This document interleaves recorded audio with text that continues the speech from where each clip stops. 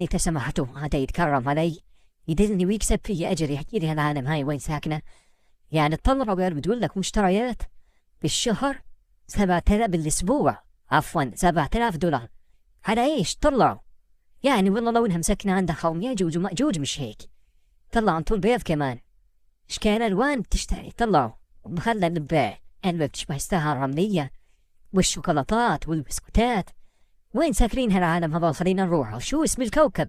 اتوقع ساكنين بكوكب تاني. شو مشتريات الأسبوع ب7000 دولار؟ والله طعجتي مخي انتي، مخي انطعج عمل ايرور. معقول انها بتحكي صح يا عالم؟ بس انتوا تطلعوا يعني من الاشياء اللي شريتها. احنا هاي بالاحلام يمكن بنشوفها، والله في اشياء انا ما عرفتها ترى.